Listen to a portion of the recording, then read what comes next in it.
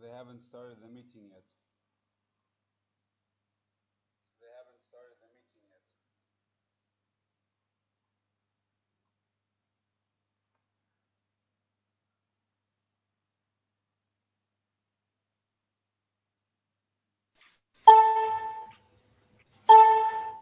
Hello, everyone.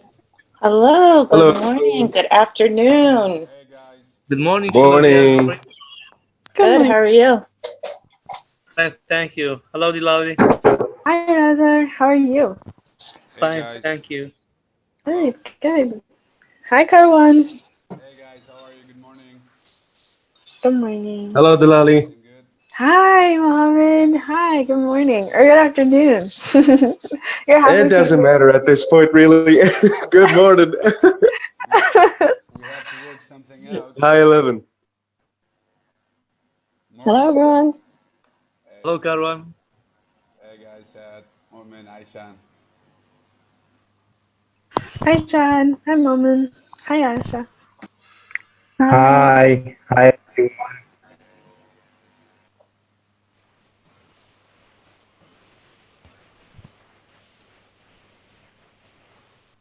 How was everyone's weekend? Superb. It Hopefully was fun for restful. me. It was like any other day because we Yeah, I don't have guess. anything to do. Yeah, I guess, yep, during quarantine. exactly. It was all right over here. After a long week, it was quiet and peaceful, which is Mm, something that I always hope for. yep. Hello, What about you So guys? everyone. nice. What you do? What did Can you you do, hear Hello, me? Ash. Delali? Oh, this weekend, let's see. I did live cooking and reading, and dancing with one of my friends. And so it was a nice relaxing weekend. It was really fun. It just feels good. How have people found ways just to entertain themselves in quarantine? What are some ways? Mostly reading or just hanging out with family members and offering complete disregard to safety and health guidelines and hanging out in people and groups. Yeah, people here don't follow these guidelines at all. So, Yeah, yep. actually, the antidote to the quarantine is movies, movies, movies, movies. That's always what I say. It is God bless Hollywood. For me, it's cooking. I've been trying to eat healthy, so like every day I spend it like coming up with new recipes. So like I need to make this work and tasty. Oh, how to create Serupe? Cheese? Pasa, Pacha. No. Ew, no, Then learn no, no, Turkish. no. I hate it. No. I saw Shiffy join in, right? Yeah, I'm here. Hello, everyone. Good Morning, afternoon. Shiffy. Hello. Good Morning, morning. Chefi. Morning, Just good morning. want to say Good good Hi. morning to morning. you. Hi. I didn't want to disrupt the Hi. conversation going on. Hi. Well, we want Hi, to welcome you. everyone. Good afternoon. Good morning. Hello, hello. Hello, How's everyone doing? Isra. Hey Isra, Isra, how are you? Hello, Aisha. Good, Karwan. Thanks. Are you Hi, Miss feeling good Chulavia. today? Hi, Chefi. Hi, Emma. Good, بقي thanks. بحياتك يعني Thank you, إنا الله Muhammad. وإنا إليه God راجعون. bless you. Hey, so, That's the That's good. speaker of hey, life. our friends from international universities and Penn State University, let's start to, even when we're casually building conversation, let's start to talk to each other outside of our comfort zone. So it's really comfortable for friends in Iraq and Kurdistan to just greet each other, but greet somebody new. So greet people from Penn State University. We want to see cross mingling. Don't just greet people that you're comfortable saying hi to. So I want to see Of that happen course. more. So who haven't you said All hi to right. yet? So say hi to someone new. Yeah, hi I want to say Felix. hello to Felix. All right. Hello, how you doing? I went to it first. Hey man, how are you? What up? Go ahead, go ahead. Nah, Felix looks good today. Like really, look the earrings and the ponytail after his head. Like totally looking good. Thank you, thank you. Hello, Felix. How are you? Hello, I'm good. How you doing? I'm fine, thank you. I've been wondering whose country is that flag in your background?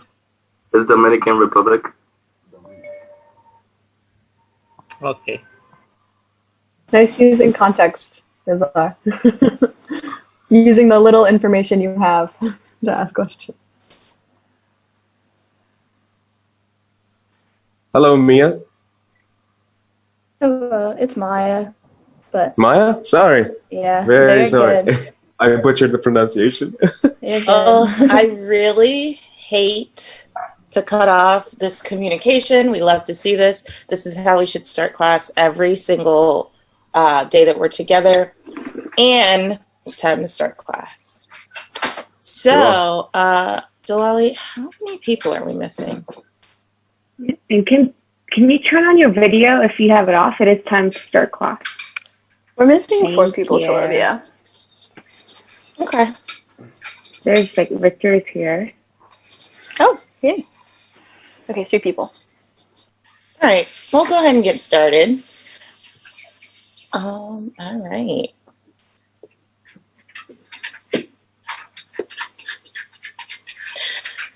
Okay, so we're gonna actually just go ahead and get started and jump right into workshop. Workshop is where what we will be calling the portion of class where we're talking at you and we're like teaching you things.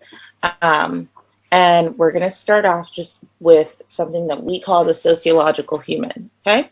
So if you read your syllabus, you know that this is an applied sociology class, right? So everything that we're talking about, everything that we're doing is based in sociology. So can anyone tell me what is sociology? What's your understanding of sociology? What I understand from sociology from the first moment we start our sessions until now is, how do I say it? It's like studying society of a person or a group of people. That's what I understood. Yep. Anyone else want to add to that? Say something different? Well, But go ahead, man. Go ahead. from what I've seen, it's the study of human behavior. Yep. Let's get like 2 more people to add. Well, in my opinion, it is, in my perspective, it is the social science of social life and human behavior and the factors that impact our decisions and points of view and things like that. Yeah. Great. One more Can we person. get some, and let's get maybe 1 or 2 people from actually Penn State. So our friends in our IS international sites have done a small summer workshop. So I want to make sure that we are, I'd love to hear from the students from Penn State right now. I was just gonna say like studying human behavior and like why people act the way they do in different situations.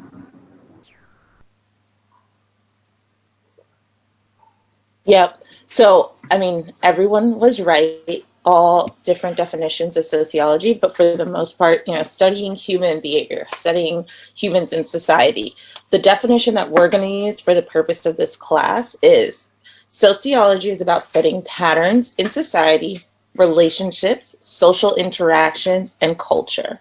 Okay? So as individuals, we're often tuned into what's going on inside and outside of the individual. As sociologists, we're only focusing on what's going on outside of a human, on the external social forces that shape who we are. Okay. I'm going to keep on going. If you have a question, you go ahead and stop me. Okay, so whenever we're talking about external and internal, we're going to start with internal. So internal is going to be your thoughts, feelings, perspectives, and ideas. Okay.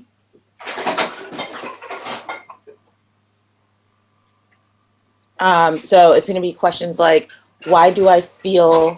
What do I feel? What do I think? What do I know? Do you all have some examples of something that might be an internal thing? There's some of them. Could you repeat that question, please, Chilovia, and elaborate more a little bit on it? Thank you. Sure. So if internal things that impact who we are as people are things that you would answer the question, or you would ask questions like, what do I feel? What do I think? And what do I know? Can you all give me some examples of what those, like what answers to those questions might be?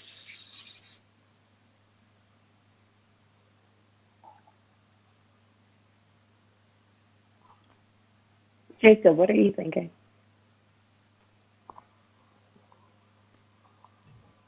I'm not entirely sure. I still understand exactly I'm what sorry, you mean, but I mean, have a technical problem with my video. I can join by laptop and I joined by phone. Caroline, there is any problem? This is good. This is fine. Thanks, sister. It's okay? Okay. Sorry, Jacob, go on. I guess if, I mean, any sort of emotion whatsoever has to be an internal feeling, obviously, something that's not outwardly expressed, especially just by looking at a person. And like, obviously, sometimes you can tell with like fear or like happiness, but also like there's other ones like stress or maybe like sometimes like disappointment or something, I guess, that you wouldn't be able to outwardly see. So Yep, you said the word that I was looking for is like emotions, right? Although you can express those are happening internally. Those are not because of well, they can be because of the social world, but they're not the social world impacting you. Okay. So I'm going to ask Delali to share her screen. Okay, so we're actually going to put this around a human, these words. So what do I feel? What do I think? And what do I know? Those all go inside the human.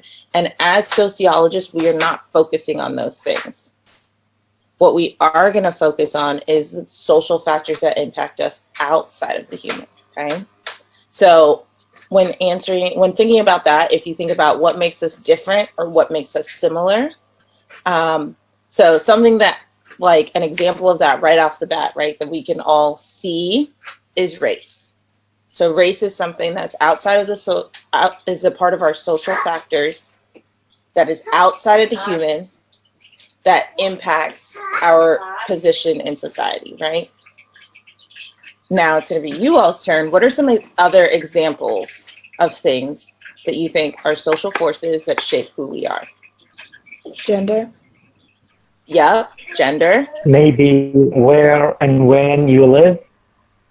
Ooh, okay. So location, and also it sounds like you're saying like time period. Yeah. Religion. Yep. Education. I'm actually, just 1 second. I'm going to slow things down a little bit on some of these. So for religion, what are some ways that religion can be a social force? Because yes, religion is like the big factor, but there are different ways that we can talk about it as well. When religion is studied extensively, we find guidelines and principles we can follow. That's how it becomes an external force that can affect us inside. Yep, Raza, were you going to say something about religion? Yes, he said my thoughts that though.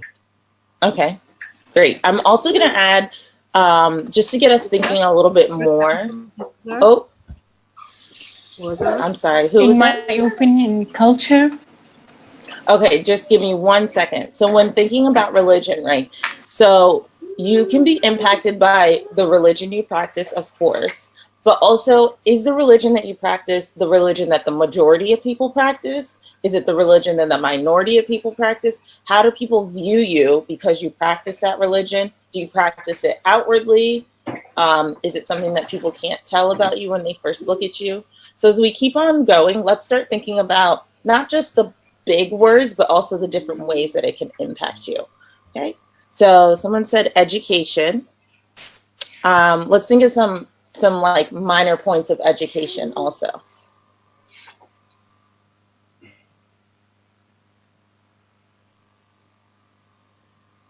What's like the question that goes with that? Sorry, I don't know what I'm supposed to answer. Yeah. So when you're thinking of education, if we think of education as like the header, what are the little bullet points underneath it? I think obviously different level of degree is a big one, whether it's bachelor's, master's, doctorate, things like that. Another one could literally just be like where you got your education. Was it secondary school was your highest? Was it college and university? Was it a prestigious college and university? So I think those are two good ones right there. Yep, absolutely, Jacob. I think the word just like accessibility just in general for education, like especially here in the US, we got it like there's colleges everywhere, whereas I know around the world like not everyone has that. Mm-hmm. Any other thoughts on education?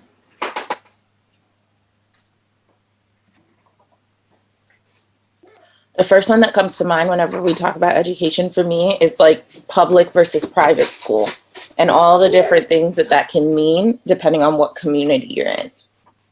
All right. What's another example of a social factor? Culture, yes. Can we talk a little bit more about culture? What would the bullet points underneath culture be?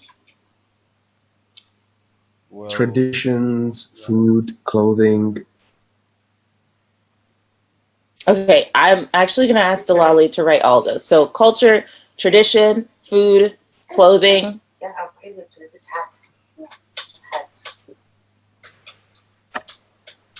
But if we think about the way that we were talking about education, what are some ways that we can talk about culture like that?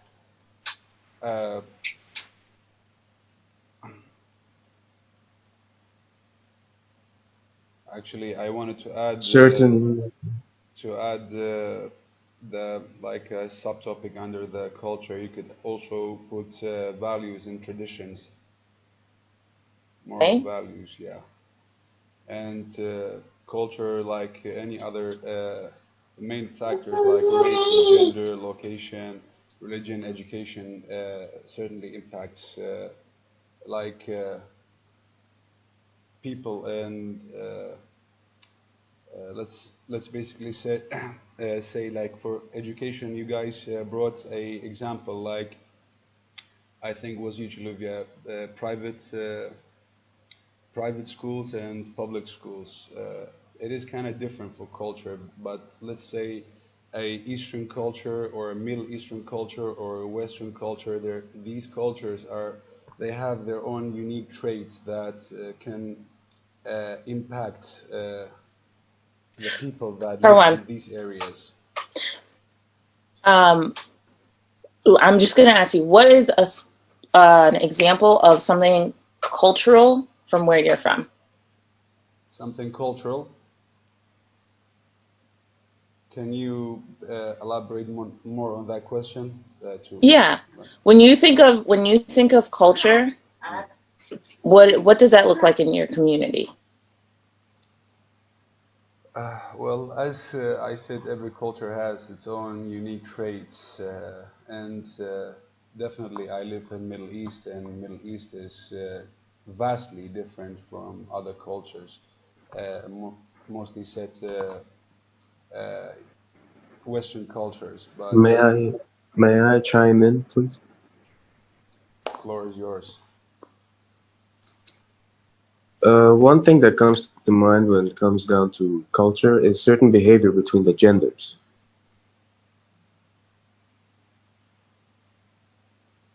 Okay, can you say more? the way a man should act with a woman and the barriers in between them.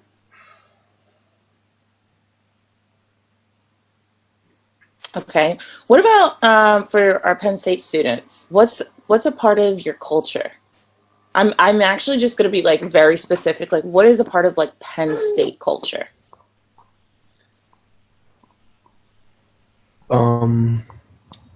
I'd say for a lot of people, it's Penn State football, just because that's kind of what Penn State is known for, having alumni who it's like a big part of their tradition. Yeah. So for both of those examples, oh, hold on just a second. So for both of those examples, as you know, when it comes to gender and when it comes to Penn State football, there's so much that we can talk about in terms of like, okay, are you a part of that culture? Are you outside of that culture? If you are a part of that culture, how does the world see you? If you're outside of that culture, how does the world see you? Okay, so let's keep like talking like that as we give more specific examples. I was just gonna say, like, for Penn State, just the overall like we are culture, and like for anyone who like doesn't really know what that means, basically at Penn State, back when like desegregation was happening, Penn State was playing in the championship, and they didn't want the black football players playing in the football games. So that's where like the whole we are culture comes from. That's like we are all one community and one thing. So it's like on campus, people like you'll hear them say we are, mainly like to the freshmen to get them like involved and stuff. But I think that's like a really big part of the Penn State culture is just like the we are, like just like being one big community as a whole. Yeah, I agree with Maya. It's like pretty well known, like to people who don't even go to Penn State, that like they say you drink the Kool-Aid. I think his name was John Jones, but he's the guy who brought all the people to an island like the 90s, I think it was, and he gave them all Kool-Aid, but like they basically were all his followers. So like I guess what they're trying to say is like everyone who goes to Penn State loves Penn State, and that we are culture is like we're just one massive community where everyone loves each other, and it's actually amazing. But can you go more specific? And I'd love to hear from Felix and Maddie as well. Just like, so when you drink the Kool-Aid, like what else is a part of it? Like the we are is one aspect. So like, in what specific ways does Penn State and football culture end up impacting your decisions? I think that, so obviously the we are thing, also just like kind of like the whole networking aspect. So like when you're like in the professional community and say you find someone else who goes to Penn State, who went to Penn State, maybe it's like someone you're interviewing for or someone that's interviewing for you, like regardless, either end of the spectrum, like that like we are aspect kind of comes into play, like it automatically like gives you guys a bond.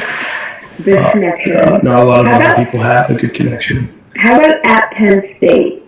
Victor and Maddie, what would you say like about being at Penn State? I mean, obviously not because of COVID. There's different decisions that you're making.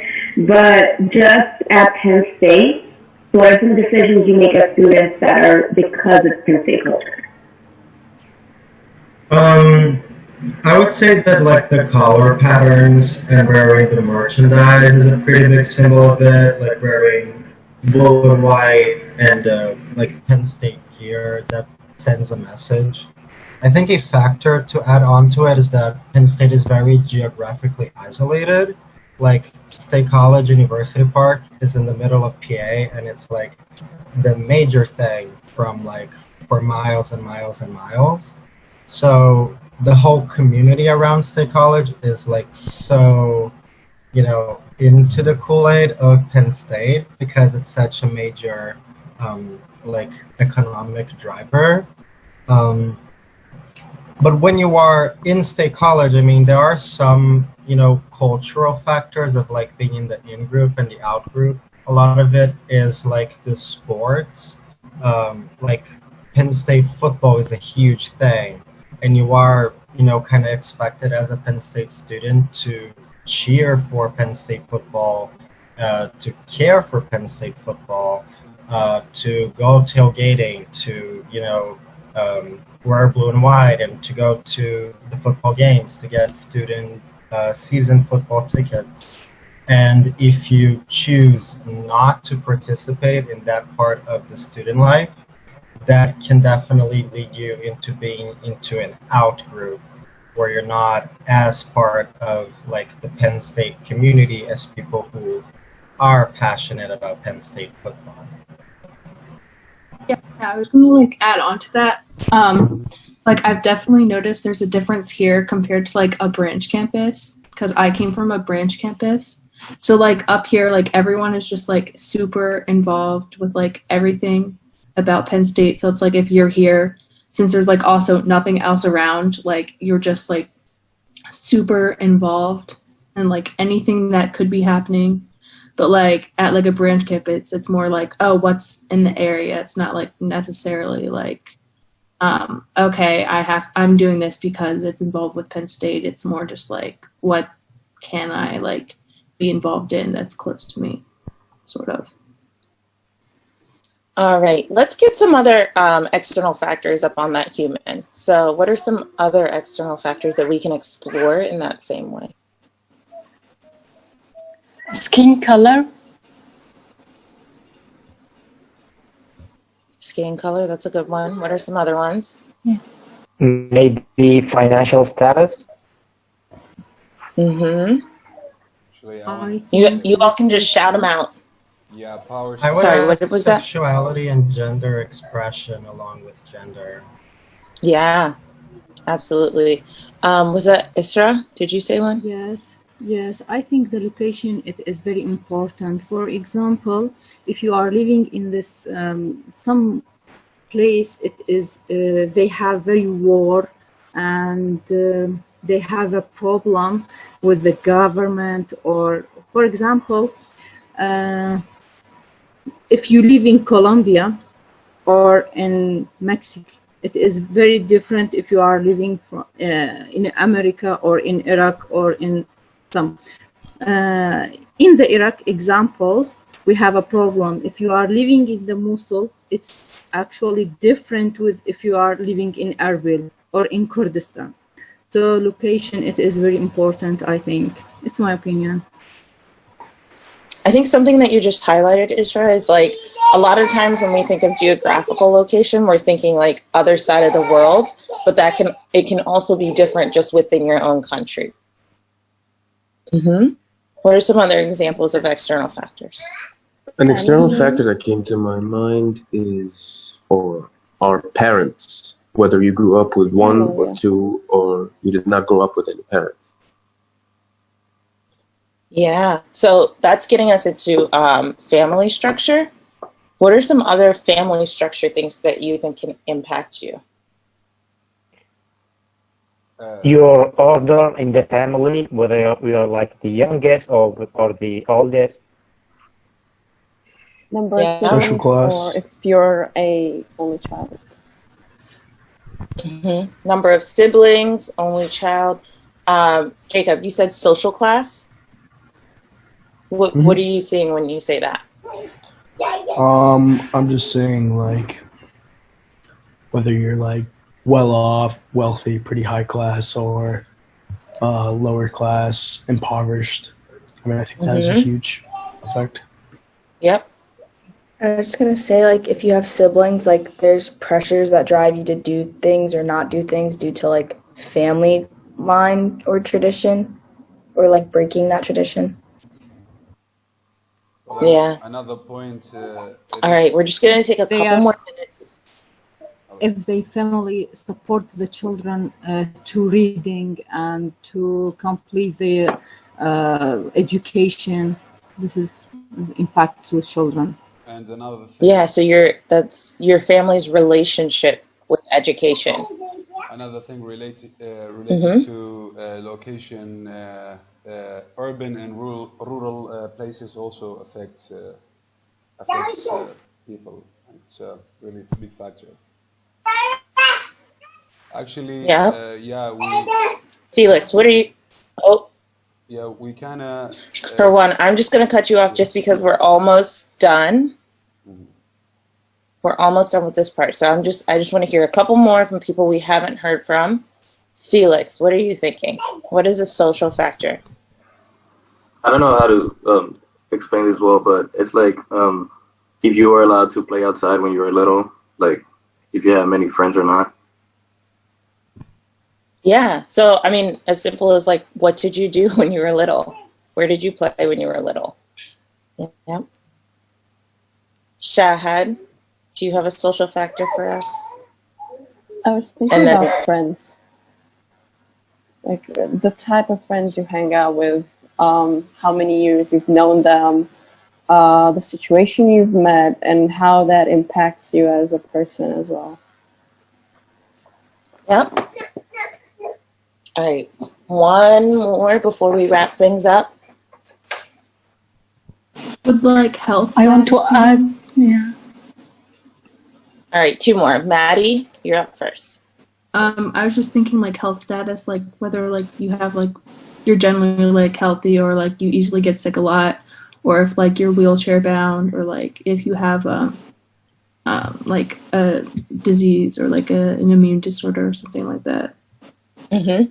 Yeah, and that also brings me to like disability versus ability. That's another one. Go ahead, Aisha. About education, I want to add something. There's in erbil, in Kurdistan actually, there's a big difference between private schools, university, and public university. There's a big difference. When you are saying I graduated from public university, they said, oh, they cannot trust you exactly. But if you say I graduated in a private university, for example, they say, oh, wow, you are very rich about information, about experience. Yeah. Actually, I'd like to disagree. In my opinion, when people say I graduated from a public university here. Shahad, Okay, go. I hate to do this, but just for the sake of time, I'm going to have to cut you off. Because I do want Delali to show us the human that we just created. Okay. And these are just a few of the social factors. Okay. This semester, we're going to keep on referencing this human. We're going to keep on exploring other social factors that impact us. But as a facilitator, this is what we're doing. We're working in the world of sociology.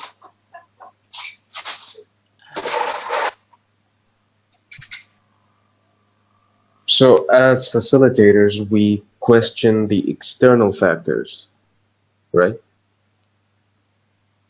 Yes. Yeah. Before we even get there, we have another question to first debrief, and we'll get to the facilitation piece. Yeah. I'm wondering, Dolly, would we want to maybe screenshot and send that picture in Slack to the group so they can actually reference it? And then we can keep talking. Yep. So how are you all understanding the difference between what's outside and what's inside an individual? Excuse me, can you repeat that, The please? way I... Yep, I'm going to repeat the question. So how are you understanding the difference between what's outside and what's inside the individual? I think someone was going to answer it. It was me. So the way I understood, or what I understood from our human building experience basically, is that the external factors build up the internal factors, what we feel and what we think. So it's, I don't know what to say anymore. The ideas will come to me, Nope, I'm sure. that is it. That's it. That's all you needed. The external I'll leave factors the rest for the others. build out the internal factors. What are some other thoughts? I was thinking that the external factors are like sociology based, but like the internal factors are psychology based. So like our sociology, like Muhammad said, impacts our psychology. Yeah, I'm really glad you said that, Shahad, because it's not that we don't care about your psychology. It's just that we are not psychologists, and so we're not going to be talking about that. If you need to talk about psychology, go see a psychologist. But in this class, we're going to be talking about your sociology. Like I said, baby noises all the time. Sorry, guys.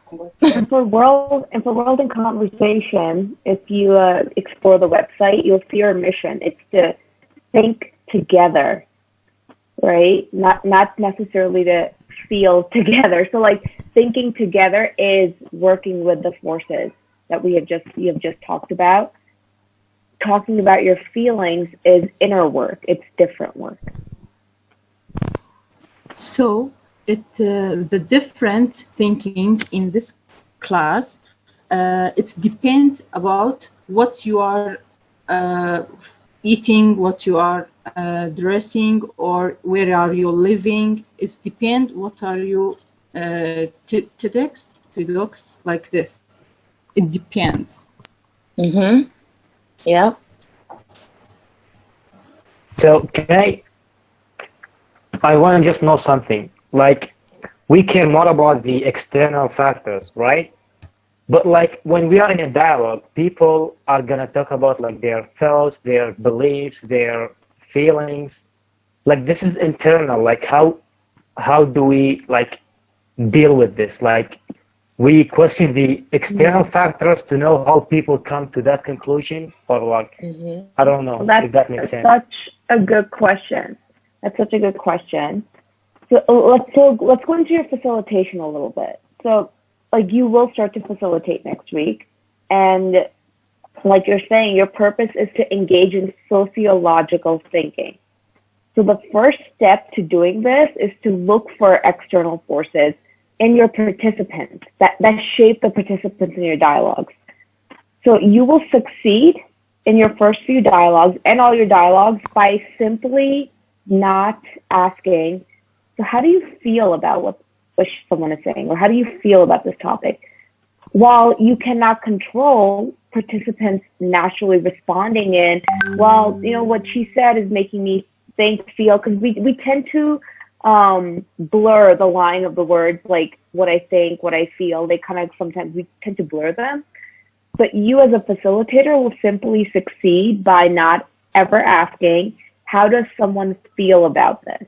Instead, we're asking, based on what this person is saying, what does this make you think about? We're thinking together. So just as facilitators, we cannot control how our participants will engage. We're going to work on how we will shape the dialogue. And then just effectively being able to see how your participants are shaped by their social world. And what that means is by sociological factors. So whenever we as your trainers say the social world, we're talking about your world that is shaped by all the sociological factors outside of your human body. You will enable them and yourselves to see how you probably and definitely have different ways to think about any singular topic. Because everyone here is shaped differently by the sociological factors that are outside the human.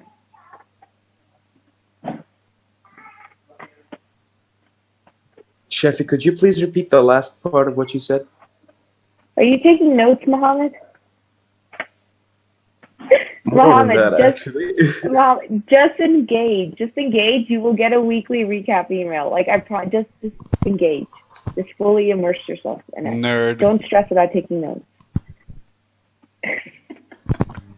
I wasn't actually taking notes about what you were saying, but I'm genuinely curious on what you said. Yeah, absolutely. Like so I said, effectively being able, so remember the first activity we did? It was when we were able to assume out loud because we were making sociological connections about people. Well, this person must be from this culture and this person might be from outside of America. Like we were actually already making connections about sociological factors. So effectively being able to do that in your dialogues, as in look for sociological factors that shape participants from the answers that they give you, will allow you and them in the dialogue to see that they think differently about any singular topic. Is that more clear? It really is. It is more clear. Thank you. All right, so we're just going to go ahead and transition to an activity now. And so remember last week, we started our semester off by asking, by assuming out loud, right? Everyone had the same question, and yet nobody answered it the same.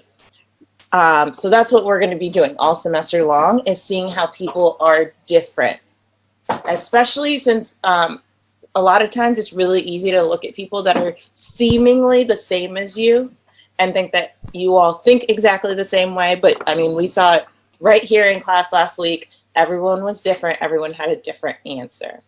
So what we're going to do is we're going to separate you into breakout rooms, and we're just going to do it being completely transparent in the way that you all probably already are dividing yourselves. So our students from international sites and our Penn State students, right? Whenever I separate you, though, it is going to be your job to find 5 ways that you all are different. Okay? All right. Breakout rooms. Wait, I've actually never done this before. Okay. This is pretty easy.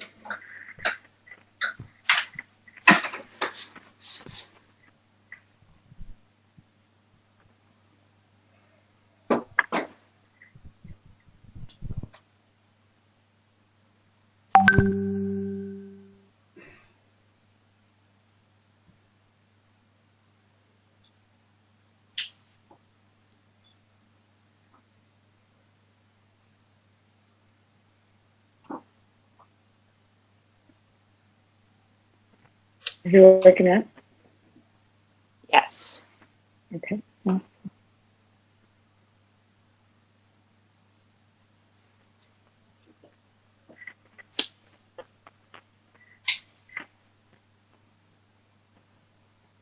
Sorry, friends. No rush.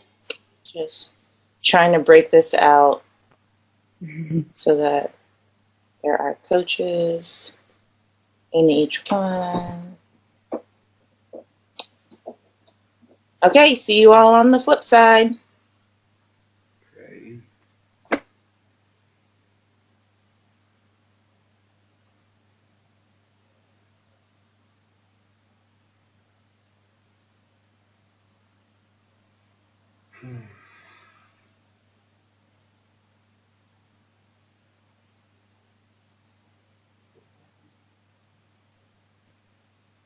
Hey, okay, is everyone here? Everyone's survived?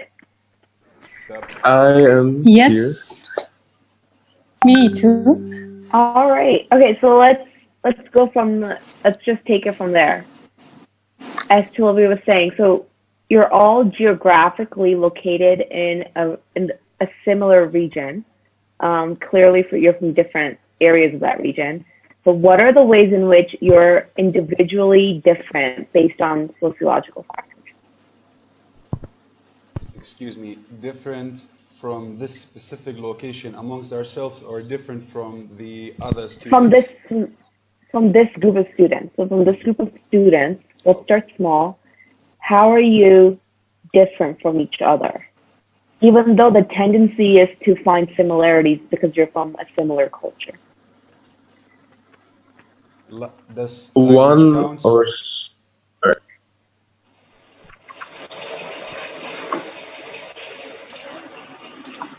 Do we say like our own differences, or do we point out other people's differences from us? No. I'm not quite sure. How might you think that you are different, like, and connected to a sociological factor, like from this group of people?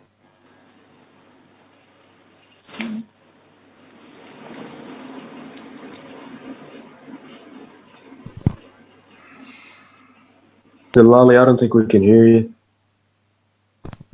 So, yeah,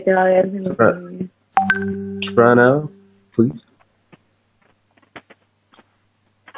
I still can't hear Delali.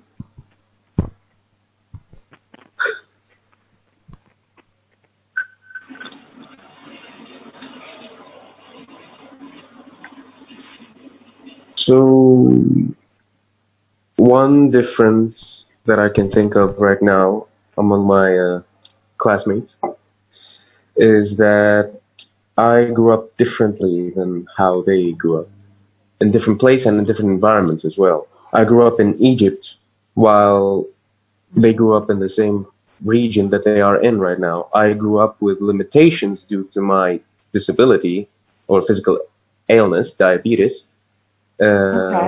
Thank goodness they grew up without limitations. The environment I grew up in was different. I was kinda in an isolated environment rather than a social environment, as I have observed when I came first here. Okay. So you're talking about geographical location, and you're talking about physical ability, like health and physical ability, makes you different than the group of students here. Okay. Yes. Awesome. Some other responses. I was born in Baghdad, which is far from Erbil, and I grew up without a dad. I grew up with my mom and 3 siblings, and I was the youngest. So, how can I say? Like, I was the baby of the family. Yeah. And obviously, I mean, I don't wear hijab, so that could make me, I don't know, like different from others. And I don't know what else. This is all I can think of right now.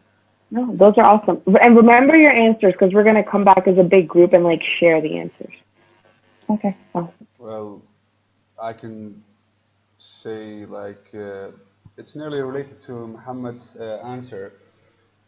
It's true, I grew up in Iraq, but I grew up in another city, not in Erbil. I grew up in Kirkuk, which is same place Isra is from. We grew up in a farm. It's relatively peace, but during the time when we growing up in 2003 when we went back to Kirkuk, we were the only Kurdish family in that specific place, so it was really dangerous. We had a lot of threats, killings, and things like that, and that's kind of affected us from the other participants in the group. Like basically, Aishan and Razar, they grew up in Rania and Erbil, and Isra Kirkuk, Muhammad and Shahad in Baghdad in Egypt. It's kind of the environment, not just the location, the environment, the access to technology. We kind of covered that thing in the prep course. So all these kind of factors impact that specific person. We all have like unique. We are all in unique positions with unique traits that affects us. So I only got that. Wait, so did you give us a specific example for yourself? Did you say so you had access to technology and you grew up in a city? Is that? Well, let us say access to technology in the rural place that I grew up in. It was really important for me. I grew up to be different from all other kids in that specific place, and the danger that we grew up in. What made you? Wait, what made you different from all the kids in that specific place? Was it social class? Was it like what was it? For once, I was the only kid in my whole area that I could speak English. But why? But like why? See, so that's like what sociological factor made sure that happened? As I said, look, I kind of during my as I said, I was growing up in these kind of places, rural. These factors, the whole with the whole collective impact of these factors, they produce something in you. So when I was growing up, I kind of had a lot of interest, basically science, language, and things like that. Okay. And access to technology that's made me kind of different from other kids. Like basically, Okay. not just that So I that's speak, the main key. yeah, not just that I speak English. I was more open than the other kids. So my family, like my sisters can drive. I have two sisters in Europe. Like we were living as a European family in a really messed up Got it. place. Okay. Very interesting. So I'm just gonna assume though it's not just access to technology, but it's also social class. I'm gonna assume that your parents probably had access to resources that other families didn't. Actually, we all had, but the thing is, as I said in the prep course, when we cover these kind of things, we said a lot of things like communication, social status, social power, and these kind of things. So basically, education. Most of the people that they used to live in that place, they were poorly educated. So my father knew that the future is based on technology. So if you want to be educated, you have to have access to technology. That's awesome. I'd love for you to share that when we go back as a big group. Yeah, can How I? about others? Yeah. Yes, you can go. Yeah. I want to talk about myself. I haven't any problem with the geography or growing up in my family because we lived without any problem and we live in erbil and with my family. We are very happy, but there's a different things for me. When I remember till now, I'm working with my dad, with my sister. I remember the first time when I worked, when I was 8 or 9 years old. I worked with my dad in the lab, just cleaning the microscope, and he showed me some slides. He said, "Look, this is a virus. This is a bacteria," something like that. And now, when I say to my friends, I'm working in hospital in the morning and in the evening, or in the morning I will go to the university, in the evening I will working hard. So that was a different things in my life till now. Yeah. If I may say something, one thing came across my mind is that our lives in Mosul was more unstable than like the lives of people in other countries due to wars and combats. So like I have lived my entire childhood like living through like street fights. Like we have witnessed people like simply die, and we had to leave our home at some point. We were displaced. Our home was bombed. So all these factors like made us different humans. Like some people here most like kind of believe in conspiracy theories, and they don't believe in like other countries because of what we've been through, and they feel that other countries exploit us because of our resources and all this kind of stuff. So yeah, I think this is like kind of what made me different from other people. Okay. Yeah, so let's go. We're out of time, so we're going to go back into the big group. So if you didn't get to share here, you can share back over there. But the ones that did share, just remember, like there were specific sociological factors that you mentioned that shaped who you are. So let's go back and share. All right, hold on. And I'm hearing from the other end that it's interesting that our Penn State students were not able to find differences. But you all were able to find such explicit differences. So let's go back to that. Okay, so let's go. Go join the other room.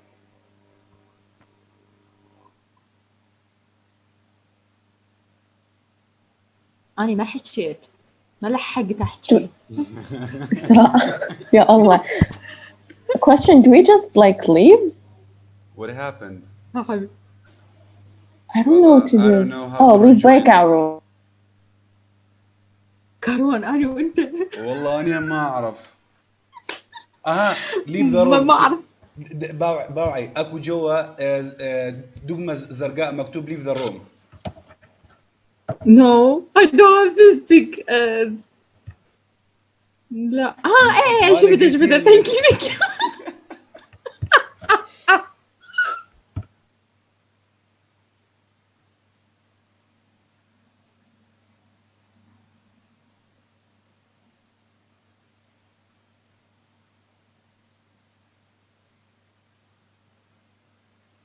Oh God.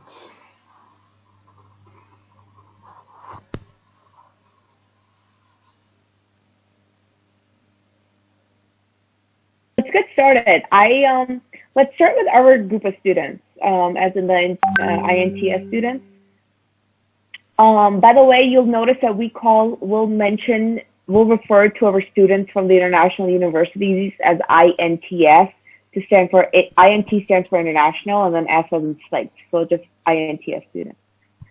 So what happened in our group? What can somebody give us specific examples of the specific sociological factors that you were able to share that made you different from the people around you? Sure.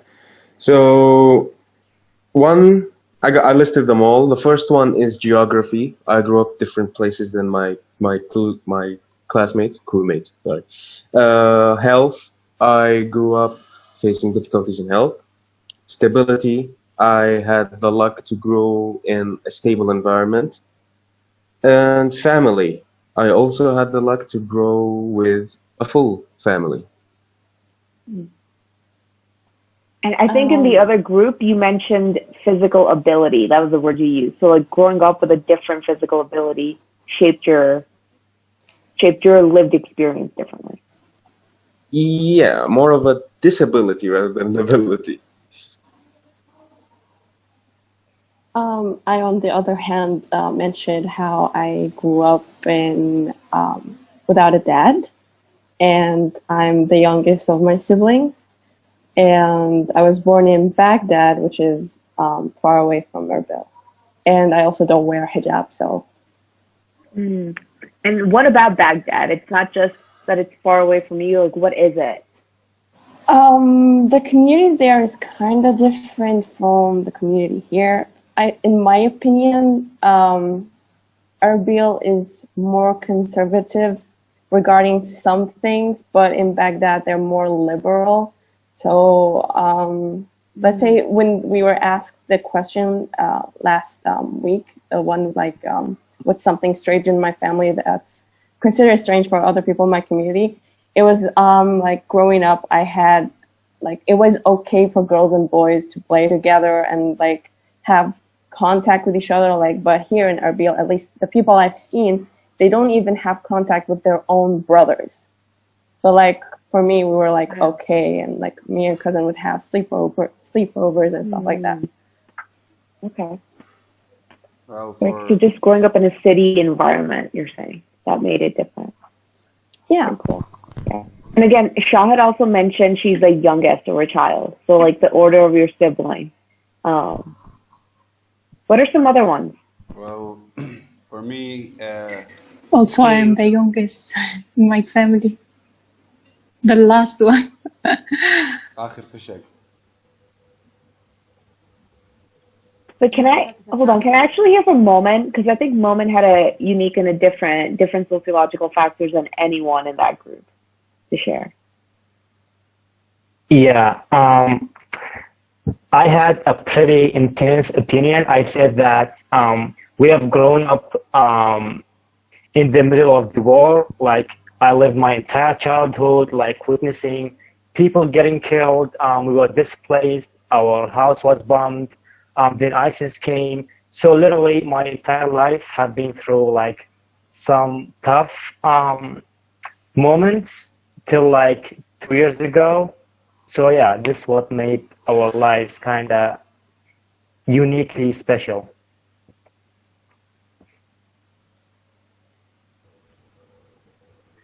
The Penn State students, what are some, even as you're hearing What, Rosa, just 1 second, and we'll get back to you, I promise. Penn State students, just based on even like the examples that they're giving, what's just making you think about your own lived experience? Like, what are some sociological factors that have followed you around, that have shaped your lived experience?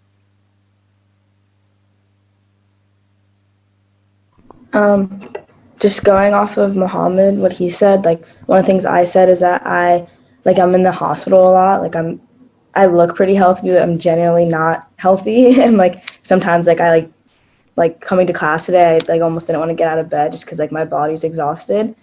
So that's like one thing that I think shapes me a lot. And it's like so weird because I'm like seen as like this outgoing person, but like in reality, like I spend a lot of time like taking medications and stuff and like not being able to focus on things. And it literally like shapes your lived experience, right? Because one way to think about it is like, oh, she doesn't feel like coming to class, or she doesn't want to do this.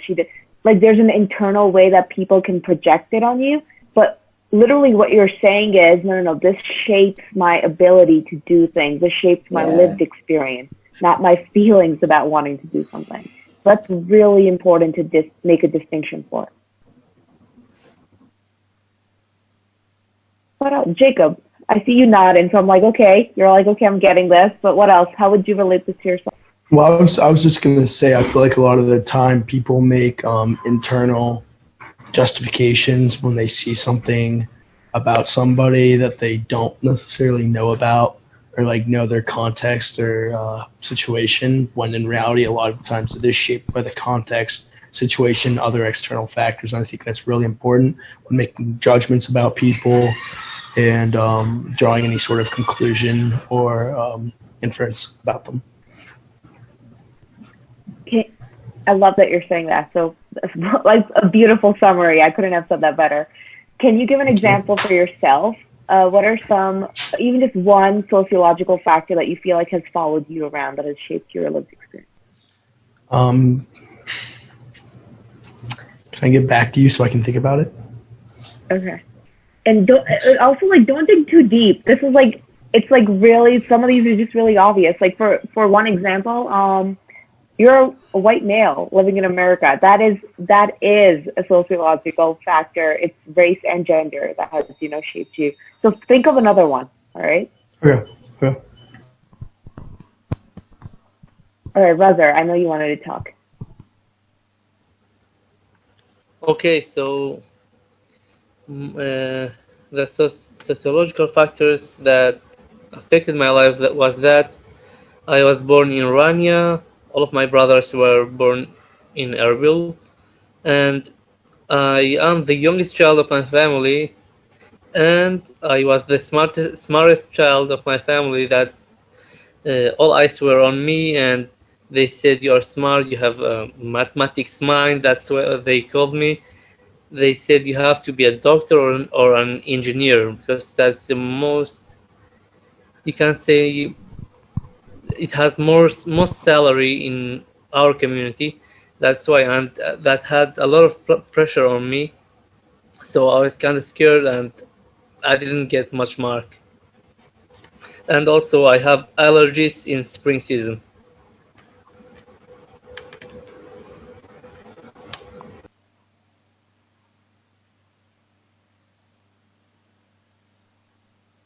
Yeah, thanks, Razar. Also, Jacob, I was just thinking, as you think of some things, a common misperception when we're doing this lesson is that sociological factors are like a struggle or that you've been through, but actually it's anything that impacts your lived experience, anything. So when you think about it from that perspective, what's something that maybe applies? What's something you can think of? And it's wanted to affirm, Razar, like your words were received. They were just so wholesome, and I was like, literally no response to that. So, but you were received. Okay, I guess something for myself. So,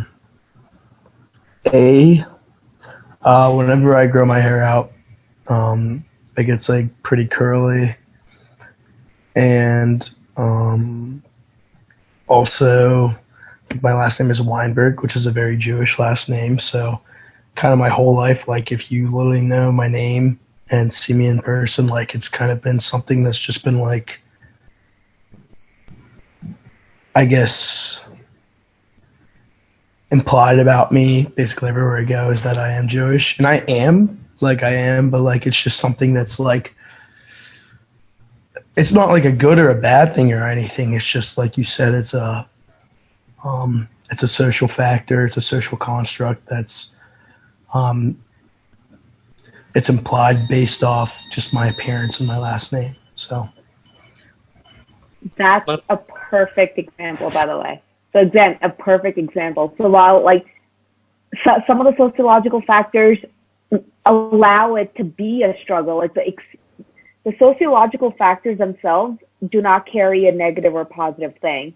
Well, I mean, there's some, like war would be a negative thing. But if you think about it, though, from the American perspective, war doesn't happen on our zone. Like the war never, it happened on another country's, right? So even that specific sociological factor was not negative for both parties that were engaged in the war, just for a community. So, but Jacob, that was just such a perfect example of a factor that shapes your lived experience and how people engage with you. thank you.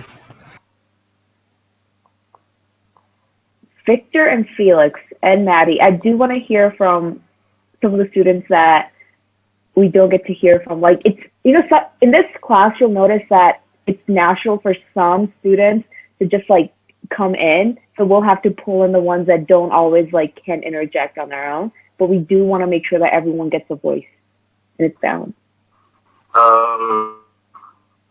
Sorry, I guess for me it's similar to what Shahad said. Moving from like the Dominican Republic to here a couple of years ago, it was kind of like the opposite.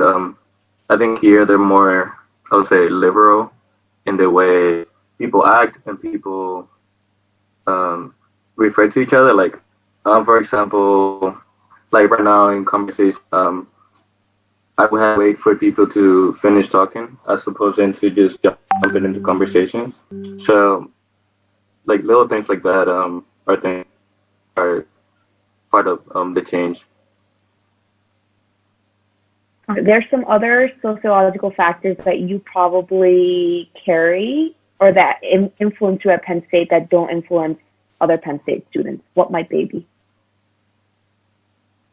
I guess me being able to speak Spanish and me being Hispanic or Latino. Also coming from a place, I guess geographically, and the weather is also different. We don't have different stations like you guys do here, so it's always somewhere where I'm from. Something that I wanted to highlight is when you say me being able to speak Spanish and English, I'm like, oh, was Spanish your first language? Like, if English is your first language, you're interpreting the world a certain way. But if you speak a different language as your first language, that's going to make you interpret the world a different way.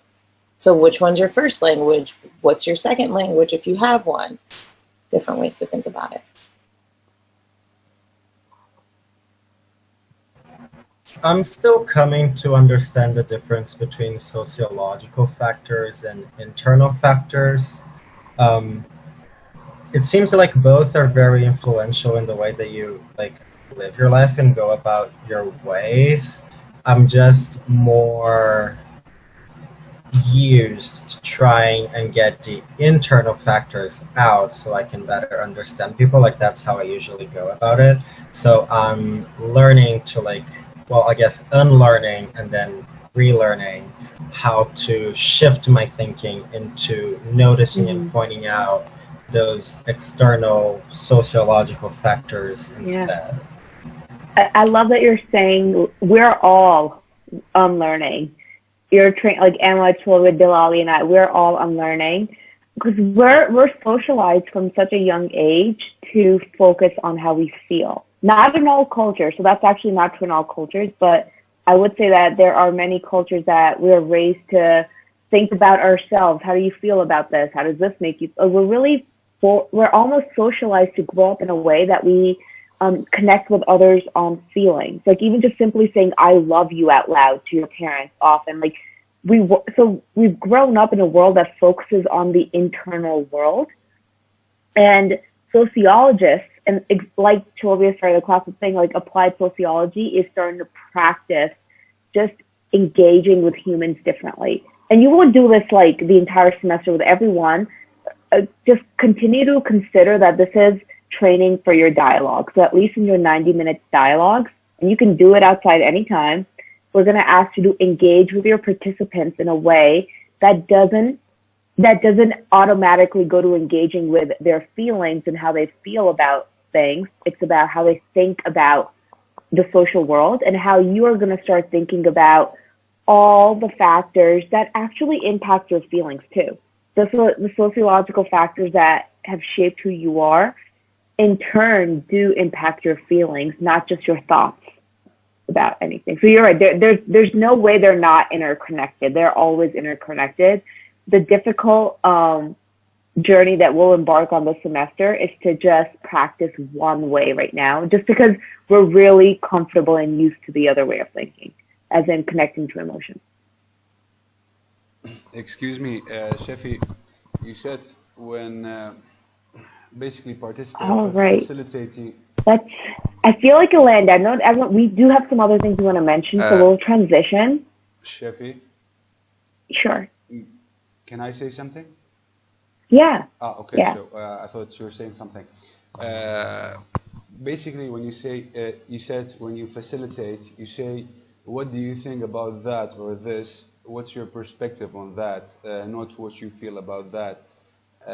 So what I get is you have to leave that part behind. But that isn't it like sociology and psychology is kind of not the same, but they kind of relate to each other. They kind of intertwine, two intertwined fields. So basically, on our previous dialogues, when Muhammad and Shahid used to facilitate, I noticed that in a lot of dialogues, feelings were like a big part on that dialogue. So I don't know. Can you? Yeah. So again, feelings are going to be a part of dialogue. They're part of our human experience. So we're not going to focus, we're not going to try to control how participants respond. The only thing that we can do is control how, as facilitators, the questions that we're asking. So simply, one thing is we're not going to ask, how do you feel about something? So that's just one way to succeed in a dialogue right now. Again, sociological dialogues. Dialogues come in many shapes and forms and purposes. At World in Conversation, we focus on sociological dialogue. And then number two, I was going to say, just like, let's talk about, like, for example, let me give you an example of math. Like before, as a kid, you start to subtract and add negative integers or negative numbers. You first have to learn only to add positives before you can even so you have to learn 1 + 1 and 2 + 2 before you can know that you can add -2 + -2, right? So this is the foundations of facilitation. In your practice as facilitators years down the road, of course, sociology and psychology, they're intertwined and there's a way to add them together. For the purposes of foundations, we're only adding positive integers so that we can get to an advanced place. So for the basic skills learning, this is why we're separating the two roles, just for your training here, all right? All right, so we do have a few more takeaways that we want to deliver to you, just so that we know that you can walk away with just a good summary, although you actually in turn gave us really good summaries as well.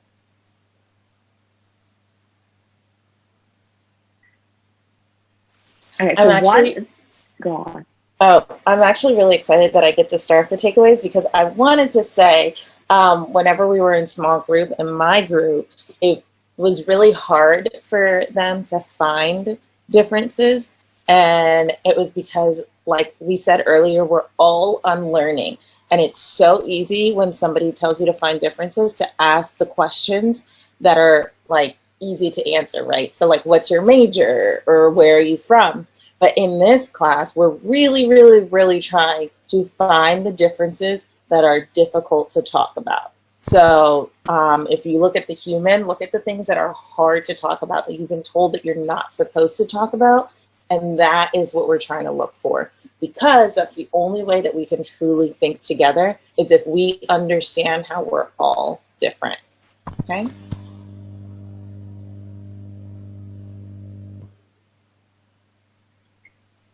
So, all right. So we naturally want to look for similarities, right? Like finding the common ground, because it makes us believe that if we're the same, we won't have conflict. Also, in the next few minutes, Trilby and I are about to give you a few words that really matter to this work, and we'll continue to use them. But this is the first time you're getting them. So conflict is one of them. Again, we believe that if we are the same, we won't have conflict. We will get to understand in this class that we see conflict very differently at World of Conversation.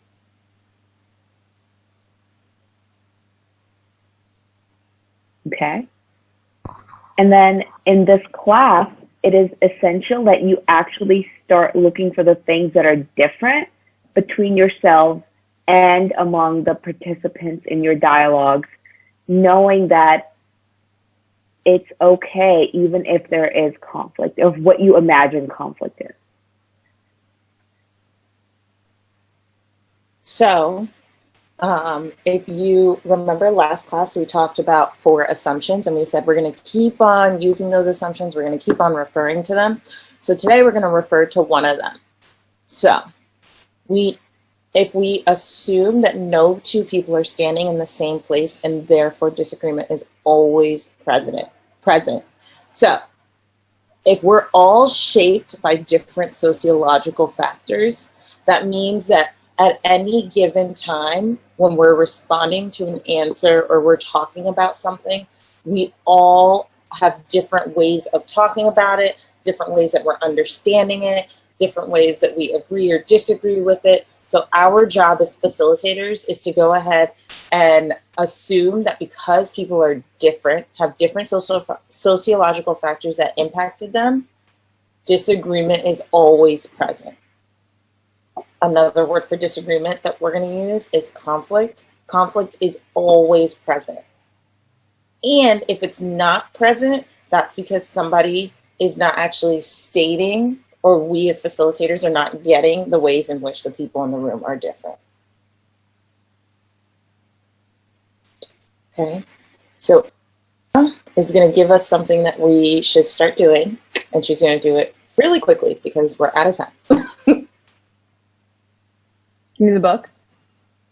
All right, so right after class, I'm going to drop the link in your Slack channel for the book, and that is the amazing, not too crazy long or hard book that is the assigned reading for this class. So please just come next week having read the book, and it'll be really, really useful for you as you get into facilitation and developing your facilitation mindset. Okay. It's a picture book, y'all. It's truly not a difficult read. Like a picture book for adults. It's amazing. Mm-hmm. I'm not saying it's amazing because it's ours, like for World of Conversation, but it's an easy read. Yes. Oh, okay. Every time. Like we said, we're always going to be brushing up against time. See you all on Wednesday. And engage on Slack. If you have questions and stuff, start talking to each other on Slack about the content. Before the trainers leave, I have a question regarding the book. In the syllabus, it says that having read the book adds or subtracts marks if you haven't done so.